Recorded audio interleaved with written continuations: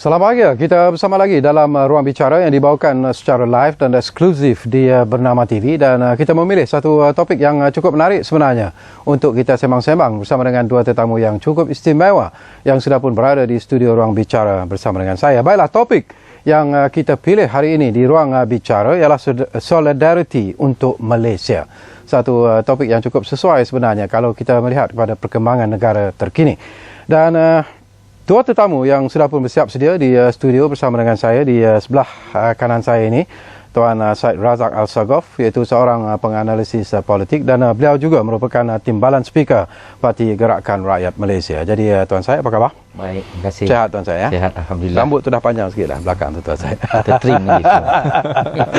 Dan kita juga mengalu-alukan yang berbahagia Saudara Jawawi Jaafar yang merupakan Ketua Penerangan Pergerakan Pemuda UMNO. Jadi Jamawi, terima kasih kerana sudi bersama kami di Ruang Bicara ini. Alhamdulillah dapat berjumpa sekali lagi. Saya suka dua-dua pakai tie merah. Itu yang cantik tu. Solidariti. Dan seperti biasalah, kepada anda yang sedang bersama kami secara live dan eksklusif ni, kita menyediakan dua talian kepada anda untuk membolehkan anda memanggil kami berkongsi pandangan dan juga pendapat berkaitan dengan topik yang kita bincangkan ini. Dan sesuatu yang menarik, kita mengekalkan dua talian lama yang sebelum ini memang digunakan untuk program Ruang Bicara ini. Jadi panggil kami di 03-2059 4624 dan juga 03-2059-4625. Baiklah, saya ingin memulakan perbincangan ini, Tuan Syed. Kita go kepada Jamawi dululah kerana dia lama tak bersama kita. Jadi barangkali Saudara Jamawi, bila kita bercakap tentang istilah solidariti ini, istilah ini ditiup dengan begitu bersemangat dalam Perhimpunan Agung UMNO yang lalu oleh Yang Berhormat Datuk Seri Najib, dan apakah signifikan dan perlunya semangat solidariti ini ditiupkan di kalangan rakyat Malaysia secara keseluruhannya? Ya, saya melihat perkara ini adalah sebagai momentum untuk kita rakyat Malaysia. Dalam UMNO sendiri kita sudah lama menggunakan slogan bersatu, bersetia, berhikmat. Ya. Tetapi kemungkinan ada mereka-mereka yang tidak merasai bagaimana kita bersatu, bersetia dan berhikmat tersebut. Jadi Presiden Parti membawa satu perkataan yang saya rasakan agak mudah untuk dipahami, iaitu solidariti, iaitu kesatu paduan yang kuat di dalam memacu, bukan saja dalam parti tapi juga dalam pembangunan negara. Jadi ianya harus kita terapkan, kita teraskan, bukan saja dalam keadaan kita menghadapi pelbagai keadaan sekarang, musibah, bencana banjir dan sebagainya, kegawatan ekonomi, masalah berkenaan dengan harga getah dan juga kelapa sawit yang merundum dan sebagainya, akan mendidik kita untuk menyatakan kesatu paduan rakyat Malaysia. Kalau kita boleh bersatu padu menempuh segala cabaran yang begini bersama-sama dengan Perdana Menteri, saya yakin dan percaya banyak cabaran yang akan kita hadapi ini akan dapat kita tempuh dengan jayanya. Okey, itu menarik. Tuan Syed, saya selalu mendengar istilah kita boleh bersetuju untuk tidak bersetuju dalam beberapa perkara, dan soal politik selalunya dikatakan perkara yang sentiasa menjadi sesuatu yang cukup sensitif dan tidak dipersetujui oleh satu parti politik dengan parti politik yang lain. Tetapi untuk isu-isu yang bersifat nasional, apakah rakyat Malaysia sebenarnya harus ada semangat solidariti itu di kalangan mereka? Tuan Syed. Assalamualaikum dan salam satu Malaysia. Pada saya, Saudara Syekawi, kita sebagai rakyat Malaysia harus memainkan peranan di mana walaupun kita boleh setuju untuk tidak bersetuju, agree to disagree, tetapi kita harus kembali kepada zaman-zaman di mana kita ada Tan Chee Koon, Dr. Tan Chee Koon umpamanya, sampai walaupun dia daripada pembangkang, orang panggil dia Mr. Opposition, sebab satu gentleman, seorang gentleman. Artinya bila kerajaan betul, dia kata betul lah. Tapi bila kerajaan tidak betul, dia membangkang dan dia beri alternatif. That means dia memberi apa yang dia panggil kritikan yang konstruktif. Bukan saja saya pembangkang, artinya saya mesti bangkang segala-gala yang keluar daripada mana-mana wakil rakyat atau member of parlimen ataupun daripada kerajaan dan kabinet Malaysia. Jadi dia bangkang kerana dia adalah pembangkang. Sebenarnya pembangkang memainkan peranan check and balance. Maksudnya, kalaulah kata kerajaan terlalu kuat di parlimen hinggakan suara pembangkang hanya 2-3 orang, jadi mungkin suara-suara yang kata ini tak setuju, dia boleh jerit sampai suara tak padam terus. Tetapi bila sekarang kita tengok, walaupun kerajaan Malaysia tidak mempunyai lebih daripada 2/3, tetapi pada realitinya di mana-mana demokrasi yang matang seperti Australia dan mungkin United Kingdom sendiri, dia kalau lebih 2-3 orang saja. Tetapi kita berharap tidaklah sampai begitu. Sebab kalau kita sampai ada 2-3, kalau 2-3 jenis katak lompat saja, kerajaan tumbang. Jadi merugikan duit rakyat. Jadi kita rasa kalau mana-mana yang betul dan kita tengok nombor satu ada logiknya. Kemudian bila kita tengok pada kos sesuatu projek dalam masa yang dengan inflasi dan sebagainya, kita rasa agak kena. Lepas tu dia pula ikut prosedur tender yang betul, dengan SOP ni yang betul. Jadi betul lah.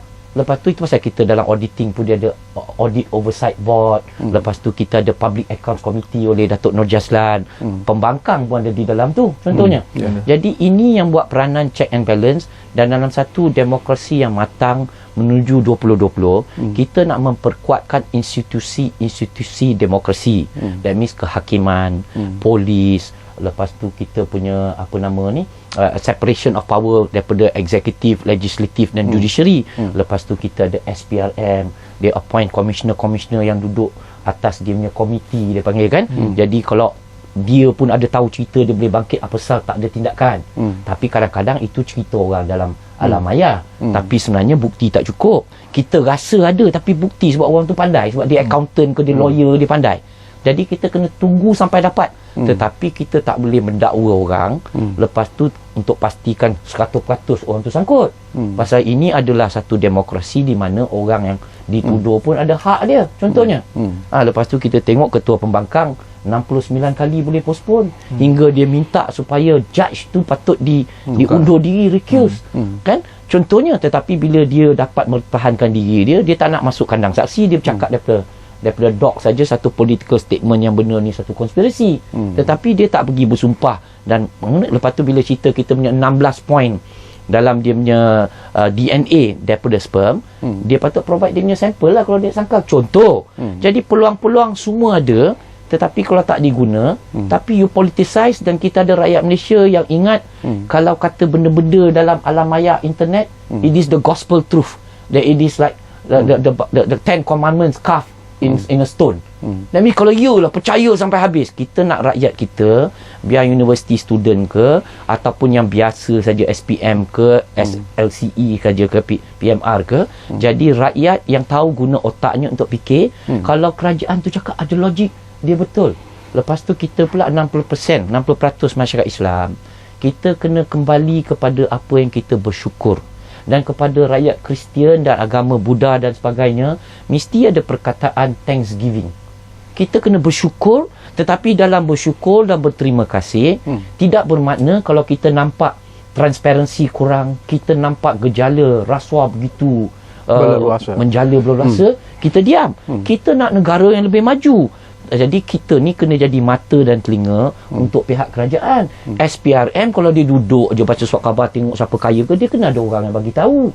Lepas tu zaman sekarang ni, kalau kita antara politik pun, kalau saya nak report, saya boleh ambil some nitrous oxide, saya sumbat sikit, saya bercakap macam Donald Duck lah.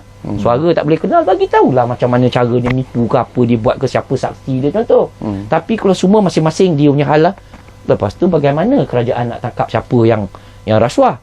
Jadi kita rakyat, mana projek yang bagus, kita kena sokong. Saya masih ingat dulu masa mula-mula buat KLIA, masa timbalan Perdana Menteri Datuk Seri Anwar dan juga Menteri Kewangan, masa tu 13 bilion.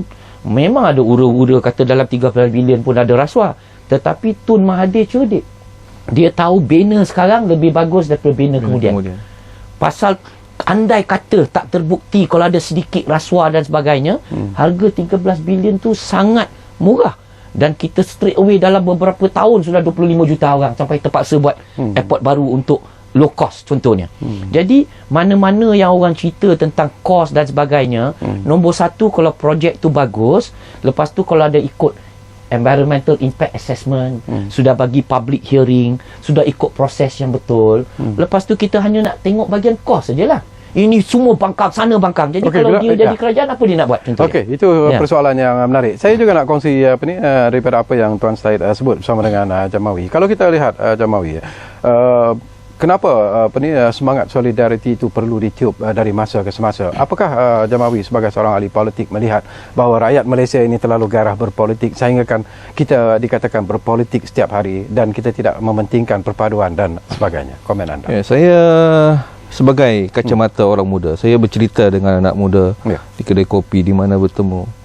Ada yang risau berkenaan dengan situasi politik kita. Kita lihat kita sudah menghadapi 13 pilihan raya. Pilihan raya PRU pertama hinggalah PRU ke-11. Saya rasakan selepas saja kita habis mengundi, selepas jadi umumkan keputusan siapa yang memerintah negara, pembangkang juga menghormati keputusan. Malahan bekerjasama memajukan negara dan juga mempertahankan negara. Kita menghadapi berbagai juga masalah. Pada ketika itu masalah ekonomi, masalah berkenaan pekerjaan, masalah berkenaan dengan sumber tenaga mahir, masalah berkenaan dasar-dasar yang baru, dasar pandang ke timur dan sebagainya. Tetapi pada ketika itu pembangkang yang ada mempertahankan apa juga kerajaan buat. Sekiranya tidak mempertahankan pun memberikan teguran dan juga memberikan cadangan. Tetapi selepas PRU ke-12 kita lihat habis dia diumumkan keputusan pilihan raya sudah ada bergerak di jalanan. Kemudian PRU ke-13 juga begitu, berarak ke jalanan roadshow dan sebagainya, mempertikaikan keputusan dan mengakibatkan kita bukan lagi bilang bekerja untuk membangunkan negara, tetapi kita bekerja untuk menepis tomahan. Pembangkang tomahan kita menjawab balik dan sebagainya, dan ianya mengganggu-gugat pemikiran rakyat, terutamanya yang atas pagar, di mana sebenarnya hala tuju pemimpin kita ingin bawa. Jadi saya melihat kalau ada solidariti, selepas saja rakyat memberikan keyakinan undi dan memberikan kepercayaan kepada satu parti untuk menerajui kepimpinan negara, mari kita sama-sama rakyat Malaysia membangunkan negara kita, memberikan petunjuk kepada anak-anak muda bagaimana untuk memperkasakan mereka, memberikan peluang pekerjaan, memberikan lagi impak yang lebih baik, memberikan lagi banyak peluang-peluang pendidikan, meningkatkan sara hidup rakyat di luar bandar, di Sabah, Sarawak, infrastruktur luar bandar, jalan raya, sekolah dan sebagainya. Ini semua tanggungjawab kita sebagai rakyat Malaysia. Tetapi kalau kita saling menuduh apa saja yang kerajaan buat itu tak betul, tidak betul, mengakibatkan progres ataupun program yang ingin kita rancangkan dia akan berjalan perlahan.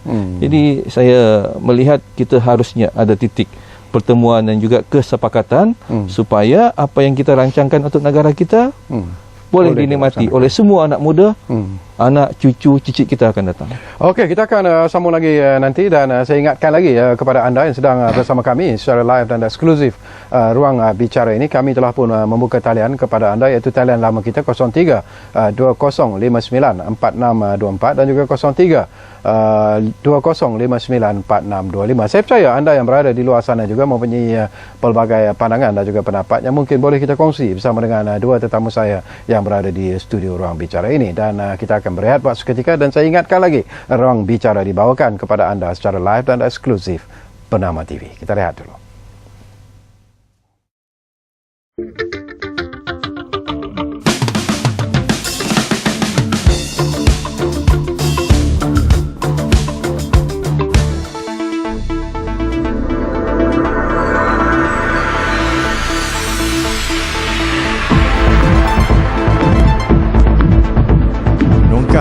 Masa mengupas isu semasa, jadi saluran pelbagai suara, segalanya baru dan benar di Berita Bernama TV.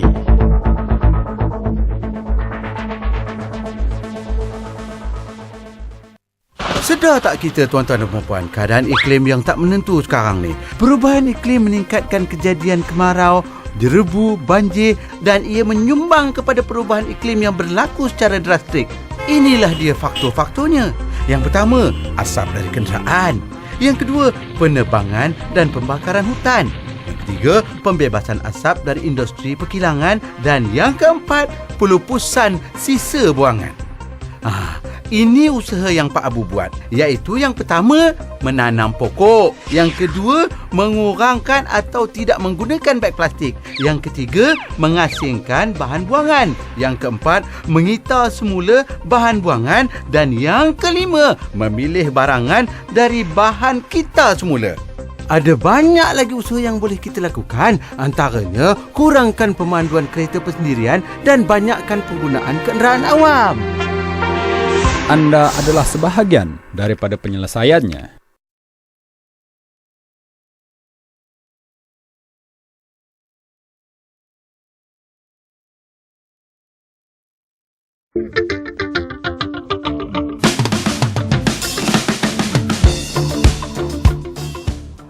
Okey, kita kembali semula ke ruang bicara yang dibawakan kepada anda secara live dan eksklusif di Bernama TV, dan dua talian itu 0320594624 dan juga 0320594625 telah pun kami buka kepada anda, dan saya difahamkan sudah pun ada pemanggil di talian kali ini, iaitu saudara Ramesh Rao dari Selangor sudah pun bersiap sedia di talian kami. Hai Ramesh. Selamat sejahtera tuan. Selamat sejahtera. Ramesh sehat ya? Bagus. Saya buat panggilan daripada Petaling Jaya. Okey. Saya nak tanya dua soalan kepada tetamu kita malam ni. Silakan Ramesh. Ya. Okey, dua soalan saya. Yang pertama, apakah kita perlu gubal undang-undang baru untuk menangani pemfitnah dan penghasut? Sebab apa? Apa yang saya nampak sekarang, bila mereka membuat sesuatu macam menghasut. Ya. Hari ini ditangkap, besok dijamin sebab kehebatan peguam-peguam yang di sebelah sana. Betul. Ya. Dan kita, apa yang saya nampak sekarang, kita bahagian kerajaan macam ketandusan peguam untuk menandingi peguam-peguam pembangkang. Okay. Jadi dua soalan saya ialah, apakah kita perlu gubal semula undang-undang yang sedia ada untuk menangani penghasut dan pemfitnah? Satu. Ya. Yang kedua, apakah kita perlu melantik peguam-peguam yang lebih berwibawa untuk menghadapi peguam-peguam yang di sebelah sana? Sebab apa yang saya katakan, sejak 2008 sehingga hari ini tidak pernah kita lihat atau tidak pernah kita dengar puak pembangkang yang menganjurkan demonstrasi haram dihukum sebab melakukan fitnah atau menghasut. Saya tak nampak lagi. Apa yang kita nampak, tangkap, besok hukum, lepas tu bebas, buat lagi. Ya. Dan setiap kali perhimpunan haram, polis mengeluarkan amaran, pelbagai amaran, mereka tetap buat juga. Bila buat, kena tangkap, lepas tu bebas. Ya. Dan bebas bersuara. Okay. Jadi, apakah kita perlu undang-undang baru untuk menangani isu ni? Dan apakah kita perlu peguam-peguam baru, dan lebih sinonim saya kata, apakah peguam negara tidak mampu untuk membantu negara ini mencapai keamanan yang lebih baik? Okay. Terima kasih. Terima kasih banyak-banyak saudara Ramesh Rao dari Petaling Jaya, Selangor. Dua persoalan yang menarik sebenarnya. Jadi kita share nanti. Mungkin Jamawi boleh menjawab persoalan yang pertama yang dibangkitkan oleh Ramesh tadi. Apakah negara kita memerlukan satu ataupun perlu menggubal satu undang-undang baru? ISA dah tak ada, dan orang mengatakan, ramai berpendapat bahawa ketelaan ISA itulah yang menyebabkan keberanian luar biasa ditunjukkan oleh individu tertentu ataupun kumpulan tertentu untuk melakukan sesuatu yang mungkin di luar jangkaan kita. Komen Jamawi. Kita masih lihat undang-undang berkenaan dengan akta hasutan. Perdana Menteri telah umumkan ianya akan dikekalkan. Malahan akan ditambah baik dua perkara berkenaan dengan mencaci, memfitnah dan juga mencaci keagamaan lain, sama ada Islam dengan yang bukan Islam dengan Islam, ataupun yang keduanya keselamatan Sabah dan Sarawak. Jadi saya fikir bahawa undang-undang itu kemudian ada lagi dikemaskinikan berkenaan cadangan undang-undang Akta Harmoni Nasional dan sebagainya, sudah boleh melihat ada kekurangan-kekurangan undang-undang yang sekarang ini yang boleh kita perkemaskan. Begitu juga SKMM, Suruhanjaya Komunikasi Multimedia telah pun juga mencadangkan kepada kerajaan untuk mengemaskinikan berkenaan dengan undang-undang fitnah di media sosial. Dan saya lihat langkah-langkah ini akan dapat juga mengurangkan keresahan rakyat berkenaan dengan budaya fitnah, budaya hasutan, adu domba ini daripada terus berleluasa. Saya percaya, saya yakin juga sebagai anak muda kita pun rasa kecewa kerana pelbagai masalah yang timbul hasil daripada fitnah dan juga adu domba ini menyebabkan keresahan rakyat. Kami pemuda telah mengadakan perhimpunan aman tahun lepas di SKMM dan juga di Program Negara supaya ambil langkah yang drastik. Dan alhamdulillah selepas itu pelbagai langkah-langkah penguatkuasaan undang-undang diambil. Jadi kita minta kesedaran rakyat Malaysia lah. Bukan sahaja bilang kita ini menulis di ruang yang sempit dalam bilik tidur untuk memberikan fitnah ataupun pergaduhan di antara suku, kaum, agama dan sebagainya, tetapi kita harus ada semangat tanggungjawab kepada negara. Solidariti, keyakinan kita, keamanan, kemakmuran yang ada ini jangan kita gadaikan. Jadi kalau kita anak muda, rakyat Malaysia mempunyai keyakinan sebegini, kita akan boleh memacu negara kita lebih baik pada masa-masa akan datang. Okey, persoalan yang kedua menarik juga Tuan Syed ya. Itu hakikat yang hakiki yang terpaksa kita terima walaupun melakukan hasutan, melakukan perkara-perkara yang bersifat fitnah dan sebagainya, tetapi bila pergi ke mahkamah seringkali mereka memenangi kes mereka. Ini dikatakan kerana seperti apa yang ramai sebut tadi lah, mungkin kerana mereka ada peguam-peguam yang begitu bijak pandai untuk menyelamatkan mereka, dan majlis peguam sendiri pun kita tahu pendirian majlis peguam ini dalam hal-hal tertentu. Jadi komen Tuan Syed. Pada saya secara cepat, soalan nombor 1, akta hasutan sebenarnya dah membadai. Hanya kata orang tu penyiasat kena ada bukti-bukti video, bukti-bukti rakaman yang tepat dengan visual. Macam dulu ada seorang di mahkamah mengatakan dalam 5 bulan kita akan gulingkan kerajaan Malaysia. Perkataan gulingkan tak boleh guna. Lepas tu menghina judiciary, mengatakan semua tak telus. Walhal kita tahu mungkin daripada zaman dahulu di mana Tun Saleh Abbas dipecat dengan hakim-hakim yang ramai, diorang pakai black armband, jadi ada masalah sikit dengan Bar Council. Tetapi kita tengok kebelakangan ini, bila Bar Council masa bersih, dia duduk di KL Central ke, sebelah dia semua Lim Kit Siang ke dan sebagainya, Anwar Ibrahim semua ada. Jadi menunjukkan kalau kata Ambiga pun dia ada, jadi dia tidak neutral. Jadi Bar Council sepatutnya, kalau kerajaan betul, sokong. Kalau kerajaan tak betul, silakan tentang pasal menjalani tugas, tetapi kena jadi impartial. Tidak boleh ambil posisi bipartisan terhadap pembangkang. Jadi bila dia bercakap, bolehlah kita hormat dia sebagai orang yang pengamal undang-undang, yang salah kata salah, putih-putih, hitam-hitam, tapi bukan kelabu. Tapi sekarang ni dalam macam, jadi saya harap ada yang baru punya Bar Council Presiden tiru, somebody yang nak masuk, dia akan lebih kata terbuka dan lebih adil ya.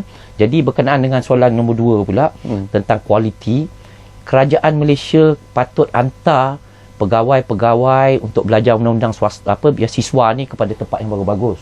Contohnya tentang bisnes, kalau mergers acquisition, dia Nottingham University.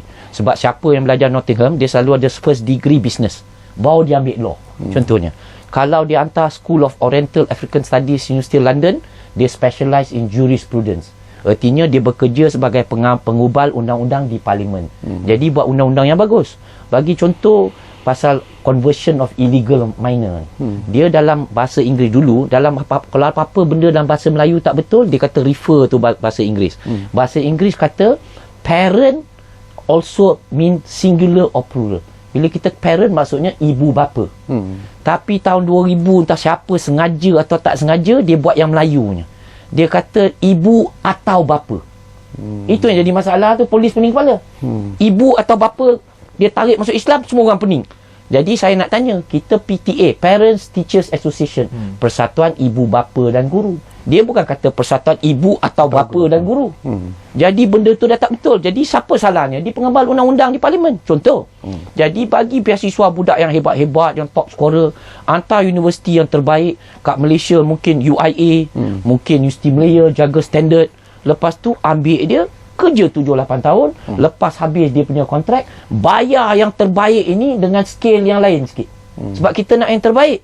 Jadi tak payahlah AG terkapai-kapai, takkan dia sebagai attorney general dia seorang nak buat semua kes. Jadi you punya team kena strong. Lepas tu bahagian polis, bahagian forensik, kalau bahagian commercial crime, bahagian auditing, orang kena ada chartered accountancy, ada pelajar ni, gaji kena special lah. Jadi bila dia siasat, dia tara. Jadi bila sampai kat mahkamah, sebelum dia charge, dia dah tahu ni mesti kita boleh sangkut ni. Ini charge. Lepas tu pergi kalah. Kalah pasal apa? Kadang-kadang lawyer dia tu hebat, kadang-kadang sloppy work. Tahu sloppy? Maksudnya you buat cincai bocai je. Saja mungkin. Ada elemen rasuah tak? Mungkin orang tu bayar supaya you saja buat selembik. Contoh. Bukan mengata. Tapi quality must be improved. Training continuous. Pasal Nabi katakan kita belajar daripada cradle to grave. Belajar ni sampai mana-mana kan. Daripada kecil sampai mati kita belajar ni. Jadi ilmu perkuat. Teknologi nak bagus. Lepas tu natijah dengan nawaitu. Kalau kita buat segala-gala dengan bismillah, kita niat kita baik, kita akan buat benda baik. Tapi kalau awal-awal semua lembik macam tu, semua tak apa-apa jadi dan rakyat hilang kepercayaan. Okey, cuba kita lihat apa yang berlaku sekarang, Jamawi. Apakah kelonggaran dari segi undang-undang itu dijadikan sebagai alasan? Kita lihat bagaimana orang berdemonstrasi begitu bebas sekali. Walaupun mereka tahu dalam akta hasutan mereka boleh ditahan dan sebagainya. Tetapi kenapa keberanian ini ada? Mereka masih sanggup melakukan demonstrasi tanpa kebenaran dan sebagainya. Kenapa ini boleh berlaku? Ini yang saya katakan tadi. Perkara-perkara ini timbul selepas saja kes Anwar Ibrahim 98. Kemudian dia mencetuskan reformasi untuk anak muda berarak di jalan raya dan ianya dijadikan seperti satu budaya. Apa saja perkara yang tidak puas hati mereka bawa ke jalan raya. Tetapi saya ingin tanya, lebih daripada 10 demonstrasi yang mereka anjurkan besar-besaran, mana satu yang mereka rasakan berjaya menuntut kepada kerajaan memenuhi kehendak mereka? Tidak ada satu pun. Malahan bagi kita pemuda, kita membawa dialog kepada pihak kerajaan, membawa isu anak muda berkenaan dengan perumahan. Kerajaan sediakan rumah prima, rumah pertamaku, rumah transit disediakan kerana kita berunding dengan pihak kerajaan, membawa isu anak muda. Begitu juga dengan isu PTPTN. Kita bawa kepada kerajaan supaya dikurangkan yuran fee proses dan sebagainya. Dan kerajaan bersetuju. Tetapi mereka menggunakan platform sebagai demonstrasi jalanan. Dan di mana saya tanya hari Sabtu lalu mereka buat tetap lawan. Adakah hari ini Anwar Ibrahim dibebaskan hasil daripada demonstrasi yang mereka buat? Dia masih juga di dalam Sungai Buloh. Tapi inilah yang harus anak-anak muda fikirkan. Bagaimana untuk kita membawa anak muda ini lebih ke hadapan. Kita jangan terlalu ikut emosi. Jangan kita terlalu ikut amarah. Jangan terlalu kita ikut bahawa apa yang dikatakan itu betul. Kita kena menggunakan rasional pemikiran kita. Sebagai anak muda yang berpendidikan, saya tanya Adam Adli, saya tanya Anang dan rakan-rakan dia yang lain. Adakah apabila mereka telah diberhentikan daripada universiti, adakah pihak-pihak yang mereka puja selama ini membela? Malahan ibu bapa mereka datang ke universiti merayu, menangis supaya diberi peluang untuk anak mereka sambung belajar. Tetapi adakah mereka ini apabila gagal dalam pelajaran dan juga mereka ini gagal untuk menamatkan pengajian, selepas ini 5 tahun akan datang, di mana mereka ini akan pergi? Dengan tidak adanya sijil, dengan tidak adanya pelajaran dalam genggaman, di mana mereka akan pergi? Adakah mereka boleh rasa boleh membina keluarga mereka dengan apa yang ada mereka sekarang di jalan raya dan sebagainya? Ini kita kena fikir. Begitu juga harapan ibu bapa. Harapan ibu bapa yang minta supaya anaknya datang ke Kuala Lumpur untuk belajar, mendapat ilmu dan sebagainya, supaya nanti mereka ini boleh turut sama menangis gembira hasil kejayaan anak mereka mendapat segulung ijazah. Walaupun pada hari ini mereka katakan ianya tidak akan menjanjikan peluang pekerjaan, tetapi dengan adanya pendidikan ianya boleh merubah cara hidup. Saya sendiri hasil daripada anak penari getah. Tapi alhamdulillah, kerana ayah saya walaupun tak boleh membaca dan menulis, ibu saya juga tidak boleh membaca menulis, tapi mereka pentingkan pendidikan itu adalah satu ejen perubahan untuk membela anak bangsa akan datang. Okey, kita akan sambung lagi dan kita akan berehat sekali lagi, tetapi dua talian yang kami sediakan kepada anda, 03-2059-4624 dan juga 03-2059-4625 itu masih lagi kami buka kepada anda, dan kami masih lagi mengalu-alukan pandangan dan juga pendapat anda yang berada di luar sana, kerana saya percaya bahawa anda juga ingin berkongsi sesuatu bersama dengan dua tetamu saya yang berada di studio Ruang Bicara hari ini. Baiklah, kita berehat dulu.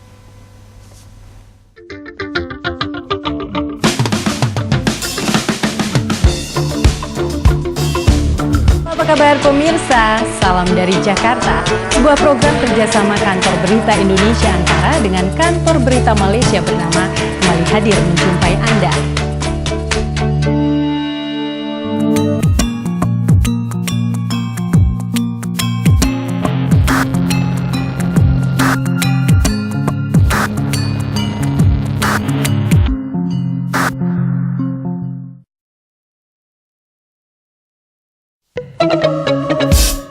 Isu semasa dan terkini industri kreatif tanah air. Perkembangan muzik tempatan.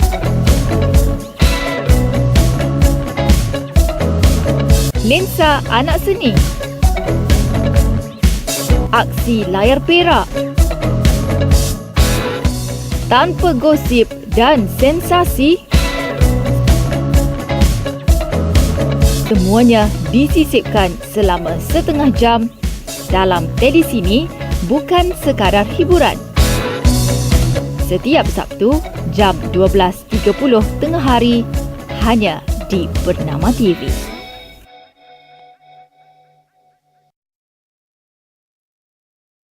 Menyelami realiti, menjejaki masa, meninjau peristiwa, paparan kronikal kembara kehidupan, pelbagai keunikan juga pengalaman menarik.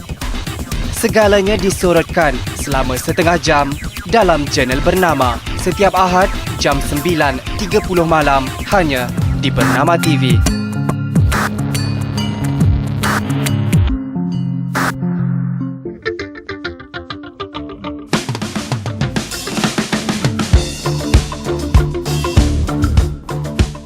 Okey, terima kasih banyak-banyak kerana anda masih lagi bersama kami secara live dan eksklusif Ruang Bicara di Bernama TV ini. Dan kita masih lagi bercakap tentang topik solidariti untuk Malaysia dan kita masih lagi bersama dengan dua tetamu iaitu Tuan Syed Razak Al-Sagaf, seorang penganalisis politik dan juga Timbalan Speaker Parti Gerakan Rakyat Malaysia dan juga bersama dengan saudara Jamawi Jaafar yang merupakan Ketua Penerangan Pergerakan Pemuda UMNO Malaysia. Baiklah, satu lagi isu yang menarik juga apa ni Tuan Syed ya. Kalau kita bercakap tentang solidariti ini, tidakkah menjadi satu perkara yang menarik sebenarnya walaupun kita berbeza politik, tetapi bila bercakap tentang isu-isu yang bersifat nasional, bercakap tentang contohnya tentang apa yang berlaku tentang apa ni masalah banjir yang melanda negara di penghujung tahun lalu. Kita lihat bagaimana rakyat Malaysia boleh bersatu padu dan sebagainya. Jadi harapan Tuan Syed sendiri dalam soal-soal sebegini sebenarnya, apa yang kita nak ada pada semangat dan juga jati diri rakyat Malaysia itu sendiri? Saya hendak yang kita, kalau kita tengok di Malaysia lah sejak 2008 lah, pilihan raya ke-12 dan sebagainya, kerana reformasi yang membawa kepada demonstrasi jalanan. Sebab itu semua taktik-taktik yang rebahkan Marcos, taktik-taktik yang rebahkan Presiden Mubarak, Libya, Muammar Gaddafi. Sebab bila aparatus keselamatan iaitu polis dan tentera dan FRU, kalau dia tertembak saja rakyat, mesti masalah. Jadi diorang ni belajar. Lepas tu kita punya ketua pembangkang yang sekarang tengah istirahat di Sungai Buloh, dia pun belajar cara-cara sebab dia pun terror demonstrasi di Universiti Malaya Baling semua ni. Dia ni pada saya lah, sesiapa yang menganjurkan demonstrasi jalanan, dia dalam tu ada nawaitu. Kalau kita lawyer, dia kata ada malah faedah tu. Dia ada niat yang tak baik. Dia mengharapkan bila dia buat demonstrasi jalanan, kalau ada seorang anggota polis yang ada senjata, kalau dia pagi tu dia gaduh dengan bini minta cerai contohnya sebab dia ada playboy sikit ke apa benda, all you need is orang panggil you anjing atau balik bayar kerajaan. Dia pun tertembak saja, habis. Itu pasal dulu ada orang mati sebab kena tear gas. Jadi dia kata dia sesak. Tapi itu lain hal, penyakit dia ada. Kalaulah kata pegawai keselamatan ada tembak seorang aja, dia akan jadi revolusi seperti Ferdinand Marcos, rebah dan sebagainya. Lepas tu pihak tentera akan kata saya berpihak kepada rakyat. Contoh. Tapi di Malaysia alhamdulillah kita dapat daripada dapat inherited daripada British, sama macam Jordan. Kita punya undang-undang senjata tu bagus. Kalau ada bullet pun tak ada pistol pun boleh gantung you contoh. Jadi bukan senang hanya gangster dan orang jahat saja adalah contohnya.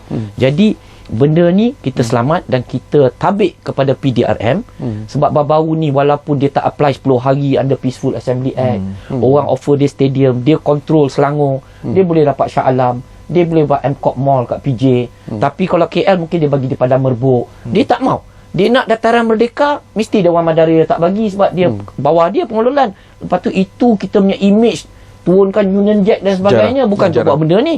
Jadi dia nak jam kat satu bandar daripada apa Masjid Negara, satu daripada Sogo. Orang Sogo dengar khabar pun nak saman, penjaja semua tak boleh berniaga. Contohnya, lepas tu dia bayar duit dengan khabar lah, betul tak betul lah internet. Dia kata ada dia punya sekjen baru ada bayar 150 seorang marilah, kemudian ada dapat 500 untuk satu grup, semua dia hantar cabang lah apalah datang untuk penginapan. Betul tak betul tak tahu lah, kalau orang buat WhatsApp tu yang tak betul. Saya hanya cakap apa saya nampak. Jadi bila dia buat demo ni, it is either confrontational ataupun diplomatic.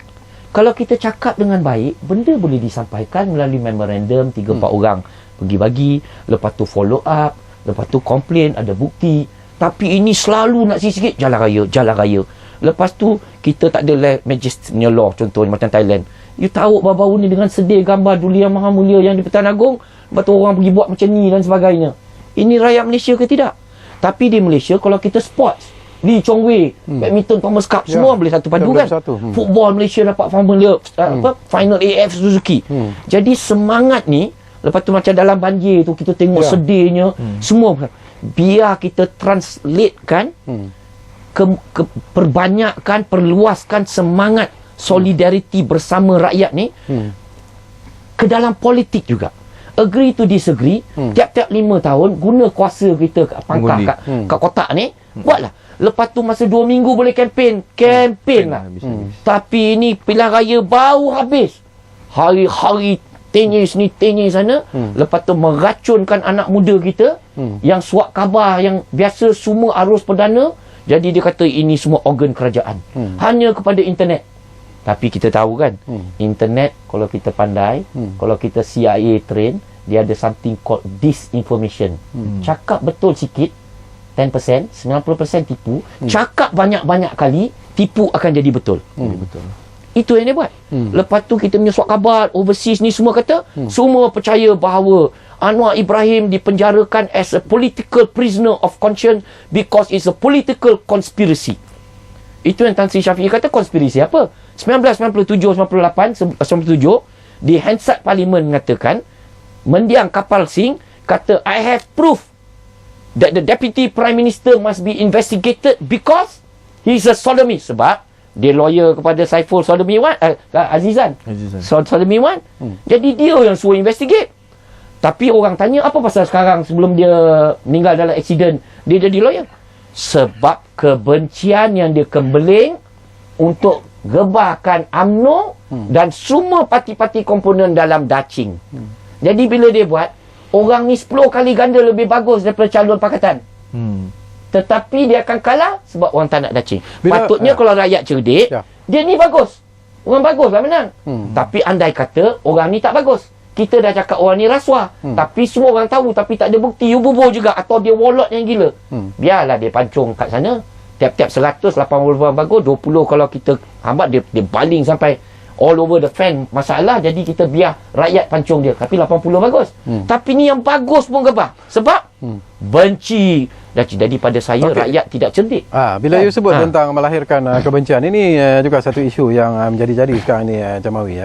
Kita lihat sendiri bagaimana yang Amat Berhormat Perdana Menteri Datuk Seri Najib diserang dari pelbagai sudut, dan yang paling terbaru bagaimana mereka mengeksploitasikan mensensasikan kes 1MDB ini sebagai satu contoh yang cukup terbuka sebenarnya sekarang ini. Jadi pandangan Jamawi tentang persoalan seperti ini. Kita anak muda ingin melihat ketulusan. Dan Perdana Menteri telah pun menjanjikan, menyatakan bahawa laporan audit Deloitte baru-baru ini mengesahkan tidak ada pun kesangsian, malahan telah pun mengarahkan supaya audit negara buka balik siasatan dari peringkat awal 2009 hinggalah ke masa sekarang ini, malahan akan dibawa pergi jawatankuasa kira-kira kerajaan yang mana, parlimen yang mana pemakang juga ada di situ. Jadi sebenarnya ketulusan ini telah dijamin oleh Yang Berhormat Perdana Menteri kita. Tetapi saya katakan tadi, 1MDB ini baru berusia lingkungan 5 tahun. Dan mereka ini telah pun dapat satu anjakan paradigma membangunkan ekonomi negara sebagai salah satu aset pelaburan negara dengan begitu cepat sekali. Dan ianya kadang-kadang disangsi ataupun diragui oleh pesaing-pesaing yang lain, dan mereka cuba untuk menghentamkan daripada setiap sudut. Dan ini saya lihat adalah satu perkara yang tidak sesuai untuk kita mempertikaikan kewujudannya. Dan saya yakin bahawa Jabatan Audit Negara akan buat siasatan dan juga memperincikan dan juga mengesahkan. Dan sekiranya ia terbukti ada perkara-perkara yang diragui, Perdana Menteri nyatakan boleh bawa siapa saja yang terlibat ke muka pengadilan. Dan ianya satu jaminan bagi kita bahawa tidak ada kepincangan pun. Saya lihat bahawa kesungguhan 1MDB dalam CSR dia, community service dia.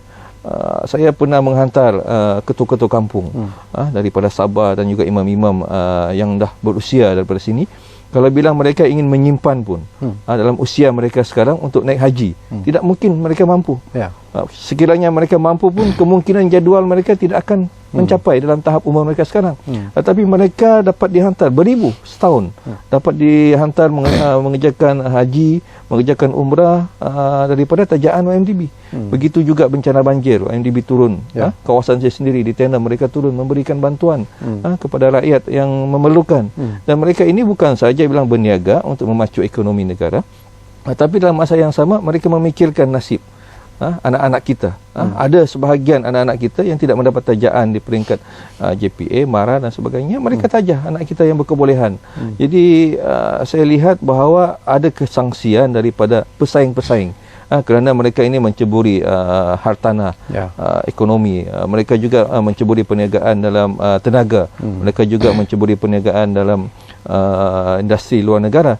Dan kemungkinan ada pesaing-pesaing yang merasakan bahawa mereka gagal untuk bersaing dalam kek ekonomi tersebut, maka mereka cuba untuk menambah-nambahkan cerita. Kita tahu bahawa perkara ini telah menjadi isu, dan saya yakin bahawa anak muda lebih suka kepada bukti dan juga siasatan menyeluruh daripada Jabatan Audit Negara, dan kita akan menerima apa saja keputusan yang telah akan diumumkan. Okey, bermain dengan isu-isu yang dekat dengan hati rakyat, itu satu taktik yang digunakan sekarang ini.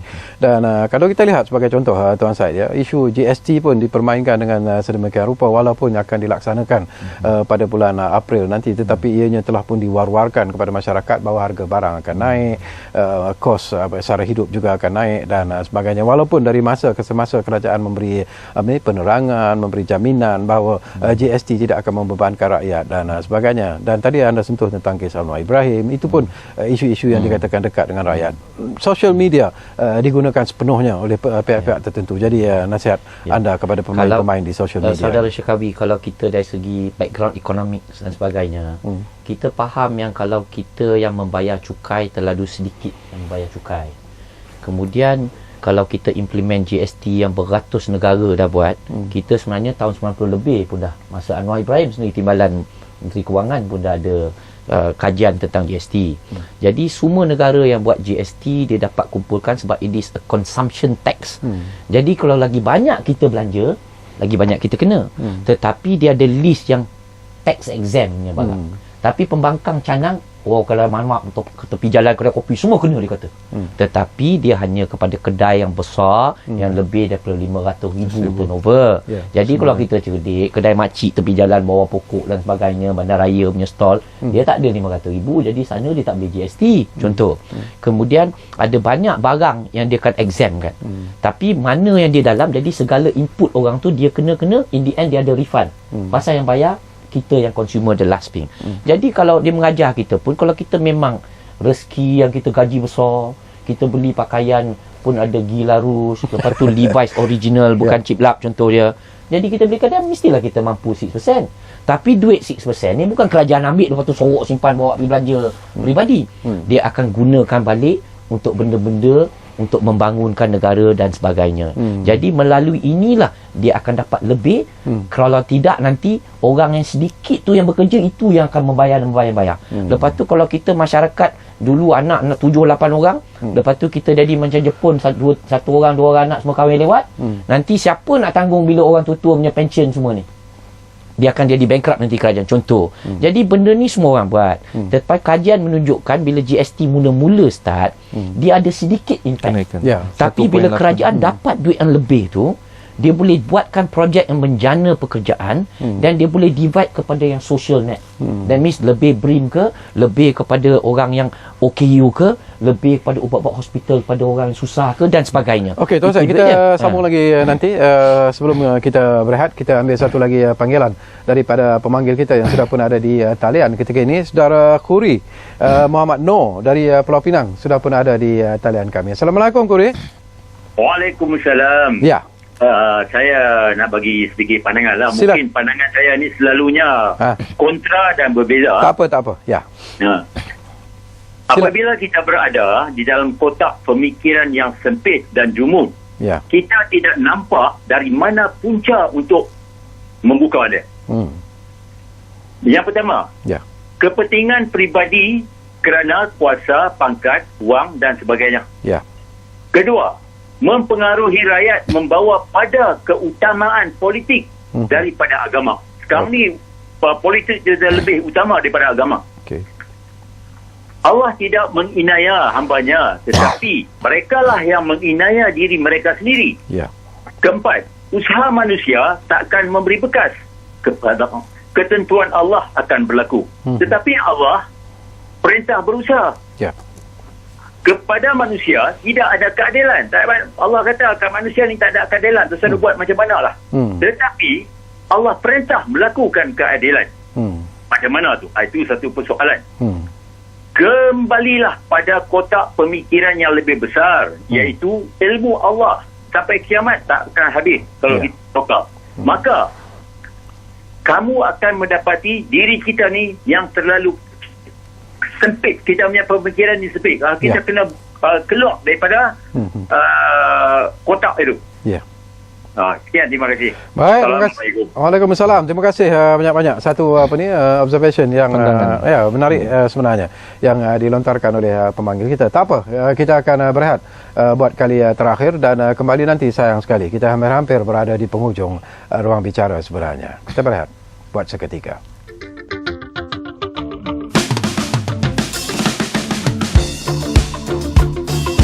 Not because I like to travel. I travel so I can say this. What you're looking for is inside of you. And you should be in peace. Prem Rawat has been traveling for 40 years, inspiring people around the world to find peace within. I go and I talk to people. And I present them with the possibility of themselves discover the peace that lies within you.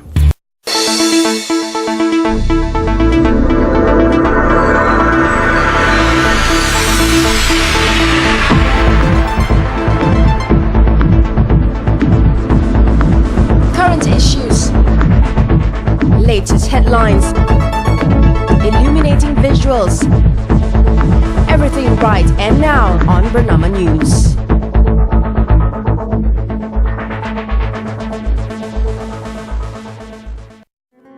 Dibelenggu kebankrapan semuanya bukan pilihan. Saya pernah cuba dibantu, namun saya tidak hiraukannya kerana saya merasakan MDI akan bertindak kejam terhadap saya. Sehinggalah kebankrapan mula mengganggu hidup saya. Saya hilang punca untuk meneruskan kehidupan. Akaun saya dibekukan. Apa nasib keluarga saya? Selama ini saya menyangka MDI zalim yang membangkrapkan saya. Ternyata sangkaan saya meleset sama sekali. Jabatan Insolvensi Malaysia, bukan kami yang membangkrapkan anda. Jangan takut atau risau untuk tampil ke depan. Berilah kerjasama agar kami dapat membantu anda. Layari www.insolvency.gov.my.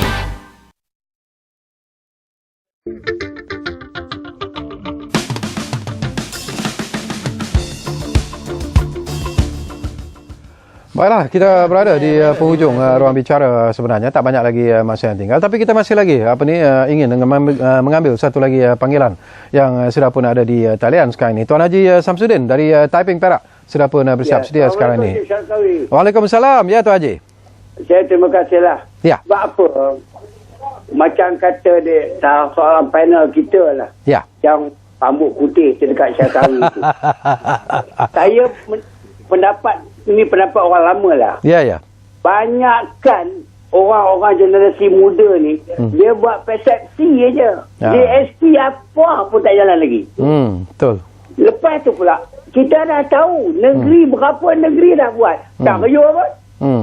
Inilah fikiran orang Malaysia ni terlampau sikit. Orang putih kata you must do it try and error. Tengok dulu. Dah berjalan baru bangkang. Ini belum apa you make a decision. Banyakkan orang Melayu kita ni buat cadangan dah bagi jawapan. Soalan bagi dah buat jawapan sendiri. Inilah pendapat saya. Try dulu. Jangan orang nak merintah, orang putih nak merintah dulu pun dia try dulu. Betul. Orang Jepun pun dia try dulu. Teropong dia ambil gambar je ni. Boleh tak merintah Jepun dulu. Ambil kamera. Baru dia dapat. Ini tidak GST apa. Tak nak lagi. Zero lagi. Itu pendapat saya. Fikir sikit lah. Baik.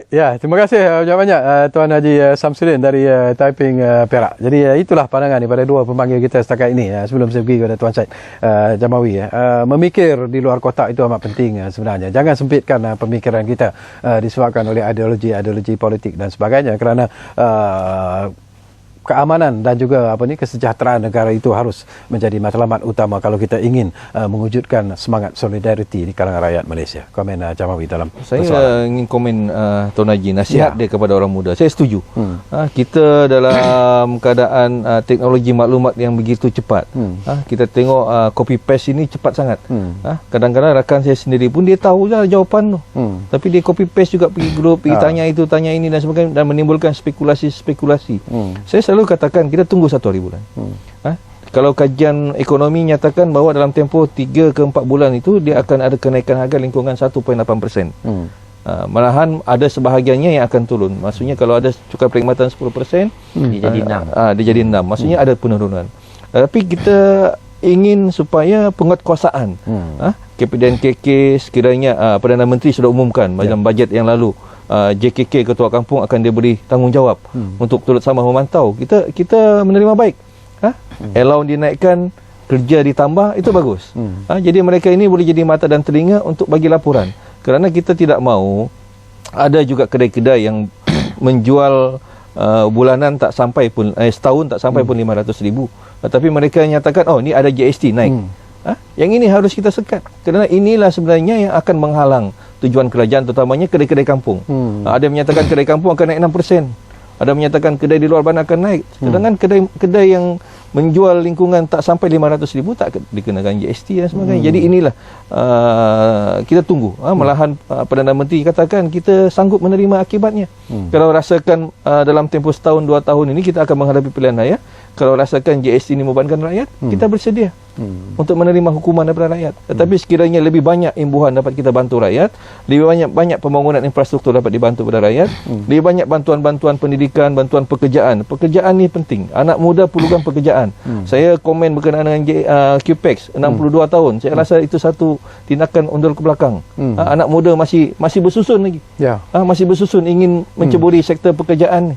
Malahan ada anak muda di lingkungan 40 tahun ke atas yang boleh kita naikkan kepada 54, naik kepada jusasi dan sebagainya. Mereka ini menunggu. Tapi kalau yang di atas ini disambung sampai bila? Jadi inilah keresahan rakyat. Saya melihat bahawa apa saja tindakan yang kita buat seharusnya memikirkan kesan di peringkat bawah dan apa rakyat hendak kita bantu. Okey. So ringkasnya Tuan Syed, ada benda yang saya ada benda saya nak tambah nampakkan sikit. Kerana saudara Jamawi daripada Pemuda UMNO, saya daripada Parti Gerakan, saya nak para peminat dan juga penonton di luar jangan ingat kerana kami ni daripada parti kerajaan jadi kita ni kaki bodek dan kita semua mengiyakan. Saya punya parti 30 tahun dulu sudah ada tagline satu hati, satu negara, satu wawasan.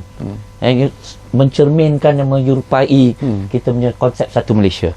Jadi saya dengan 1MDB contohnya, Perdana Menteri kata Auditor General go audit, heads will roll kalau siapa yang terlibat. Timbalan Perdana Menteri kata stokong, dan dia tambah lagi, dia kata kalau ada tanah yang Sungai Besi ni Air Force Base yang kata jadi TRX tu, macam mana pun dia nak susun balik semula untuk prestasi, jangan dijual untuk ambil tanah tu pergi bayar hutang. Nanti tak ada projek. Tetapi kita kena bagi masa untuk siasatan jalan. Sementara itu kita kena bagi sokongan kepada saudara Arul, orang Islam kita daripada Dubai. Kerana dia expert dalam this M&A dengan restructuring. Dia Malaysian, bukan Dubai. Ya, from Dubai lah, dia panggil balik lah. Jadi bila dia masuk, dia ada sebut mana-mana tanah yang dia beli, kalau dia rasa benda tu dia tak perlu lagi, mungkin dia akan jual balik untuk dapat untungan kalau boleh, kalau tidak dapat balik modal. Tetapi macam TRX dan sebagainya, dia akan develop, dan mana ada tanah joint venture untuk selesaikan dan dapat keuntungan dan kurangkan hutang piutang. Sebab saya terpaksa kata di sini, dia ada rugi 600 lebih juta kerana kita bayar dia punya interest 1.2 bilion. Jadi kerana hutang besar, jadi kita punya interest charge tu tinggi. Jadi kita kena suruh diorang semua expert untuk renegotiate the terms of the loan, ataupun dia panggil refinancing. Tempat ni mahal, I cari tempat baru, dia pergi settlekan contoh. Kalau kerajaan terpaksa kata daripada letter of support, saya bagi you letter of guarantee, tak apalah, supaya boleh dapat interest yang lebih rendah contohnya. Jadi kita kena buat dia viable, dan kemudian kalau dia dah selesai, aset ni kadang-kadang kalau stock market tak bagus, dia kata aset murah. 6 bulan 2 tahun dia kalau bagus, dia naik balik contoh. Tetapi bertahan, bagi dia peluang untuk carry out dia punya transformasi. Dan mana kalau ada terlibat, siapa pernah kerja dah resign dan sebagainya, kalau dia ada terlibat rasuah dan tolong kawan beli yang mahal, dia tanggung lah. Sebab pernah terjadi jaminan. Tapi janganlah sebelum buat apa-apa kita terus kata semua tak bagus, ini semua rasuah. Siapa yang rasuah, kita bagi jaminan. SPRM pun hari ni kata dia akan investigate. Kalau ada tunjuk preliminary investigation, tunjuk yang ada bukti, dia akan buat siasatan. Kalau tidak, kata okey lah. Tapi maksudnya beri kepercayaan, dan dia akan buat transformasi supaya dia jadi mean and lean sikit, dan hutang dia pun kurang. Pasal tak boleh sustain in the future kalau dia follow this model. Itu saya nak cakap. Ya, terima kasih banyak-banyak kepada Tuan Syed Razak Alsaqaf dan Damawi. Terima kasih kerana sudi bersama dengan kita. Dan dua perkara yang ingin saya sebutkan di sini adalah tentang istilah penggunaan spekulasi dan juga persepsi. Kalau ianya disalahgunakan, itulah yang mengakibatkan sukarnya untuk kita mewujudkan solidariti di kalangan rakyat Malaysia. Dan kita harap, kita rasa bertuah sebenarnya, kerana setakat ini semangat kita untuk bersatu itu masih ada. Semangat kita untuk membina sebuah negara yang aman, makmur dan maju itu masih lagi ada di jiwa kecil kita ini. Hanya mungkin cara kita menterjemahkannya mungkin berbeza mengikut pandangan tertentu, baik politik, agama dan sebagainya. Baiklah, terima kasih kepada anda yang terus bersama kami menyaksikan Ruang Bicara ini, dan kami berjanji seperti biasalah, Ruang Bicara akan terus berbicara bersama anda dari masa ke semasa. Kita jumpa lagi. Assalamualaikum.